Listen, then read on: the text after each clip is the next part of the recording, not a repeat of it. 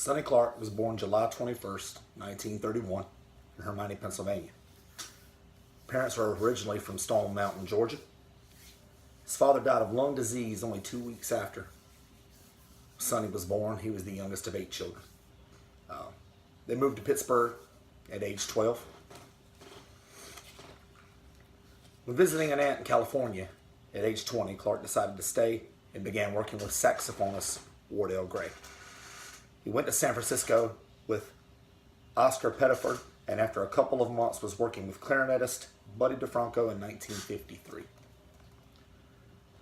He toured the U.S. and Europe with DeFranco until early 1956 when he joined the Lighthouse All-Stars led by bassist Howard Rumsey. In order to return to the East Coast, Clark joined with the great Dina Washington in February 1957 in order to get to New York City. Clark's talents were frequently requested. He recorded frequently for Blue Note with the likes of Kenny Burrell, Donald Byrd, Paul Chambers, Coltrane, Dexter Gordon, Art Farmer, Curtis Fuller, Grant Green, Philly Joe Jones, Clifford Jordan, Jackie McLean, Hank Mobley, Art Taylor, and Wilbur Ware, among others. Recorded on this beautiful LP here, Soul Stirring with Benny Green. It's one of my favorite sessions all time on Blue Note, actually. The casual jazz fan doesn't know that much about it, but when you've heard as much Blue Note music as I have, you really start narrowing down your favorite sessions, and this is one of my personal favorites. It's my original mono pressing. West 47 63rd Street labels. It's Benny Green on the trombone, Billy Root and Jug on the tenor saxes, Sonny Clark on piano, Ike Isaacs on the bass, and Elvin Jones on the drums. It's a phenomenal LP. I highly recommend you guys get it into your life any way you can. The original presses like that one have gotten pretty high. Stream it if you have to, I don't care. Benny Green's Soul Stirring. It's an outstanding album. It's a great session. Then also played on this beautiful LP. Hank Mobley, Blue Note 1568. Glorious album. Bill Hardman on the trumpet, Curtis Porter on the alto and tenor, Hank Mobley on the tenor, Sonny Clark on piano, Paul Chambers on bass, and Art Taylor on the drums. It's great. Obviously, way too clean to be an original pressing. But it's a pretty damn solid Classic Records repress. Gonna be my main one until the day I can upgrade to that glorious original. If I can, I don't know, sell my truck or something. So those things go for insane. I don't know for any of you guys who look at Mobley originals, but they go for insane. Another one as a sideman, very unbelievably, I can't even begin to tell you how underrated this session is. Don Wilkerson's Preach Brother. I love this album. Again, not very many people know all that much about it. Don Wilkerson only has a few albums, and this one's great. I love it. Don Wilkerson on the tenor, Grant Green on the guitar, Sonny Clark on the piano, Butch Warren on bass, and Billy Higgins on the drums. With that lineup, how can it not be good? And this one's also not an original, unfortunately. This is a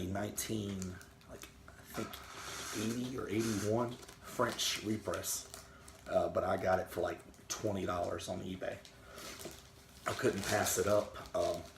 Not too long ago, I had an opportunity to upgrade to an original, and somebody beat me to it.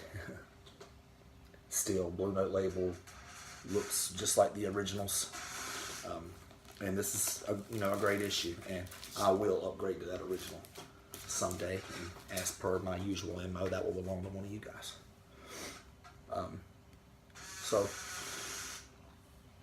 aside from, of course, as a sideman for all of the wonderful talent that I just named and some of the LPs I just showed you, he also recorded with Mingus, Sonny Rollins, Billie Holiday, Stanley Turrentine, and the great Lee Morgan, especially most specifically on a Lee Morgan album that has eluded me so far that I really want, Candy.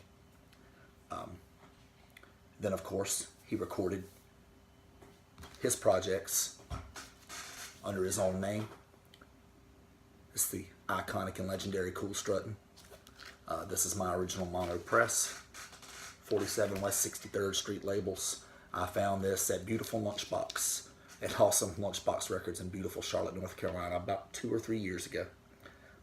It's immaculate in every way, and it's probably my absolute favorite record store find of all time. You need it. It's been reissued plenty of times. It's a classic, but you need it in your life.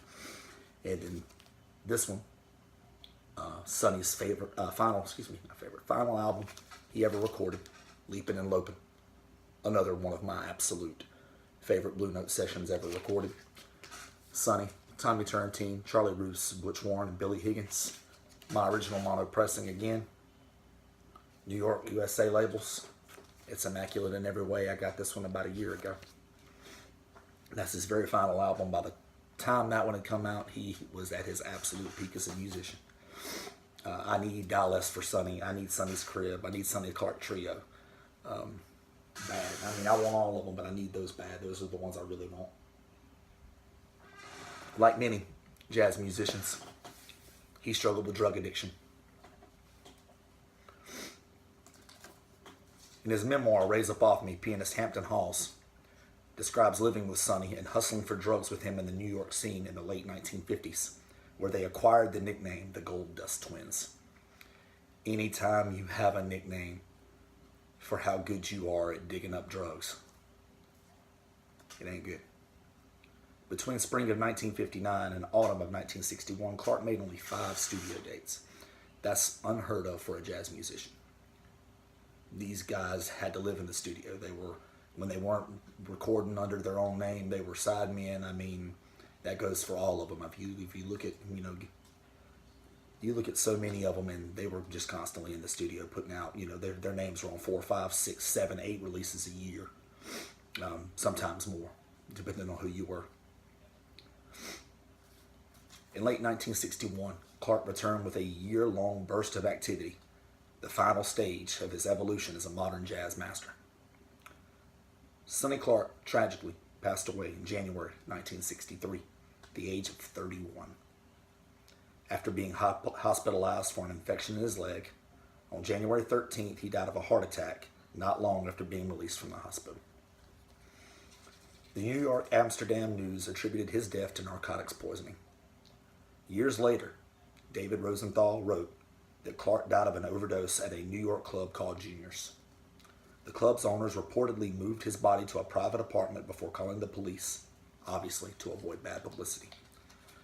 If you're running a nightclub like that in the jazz scene in New York City, and a well-known and well-loved jazz pianist of the day dies in your club, it's not good. Ask the owners of the club that Lee Morgan died in.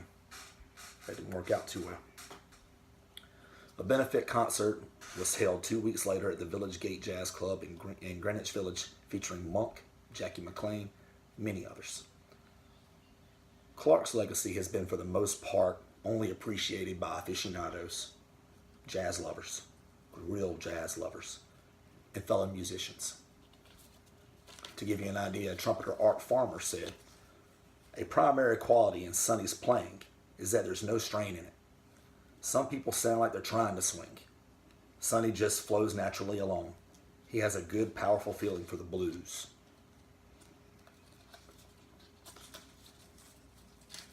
Jazz writer Ira Gitler proclaimed in his liner notes to Sonny's final album, Leapin' and Lopin', that I showed you guys a little while ago, and I have double-checked it's there, Sonny Clark has come of age.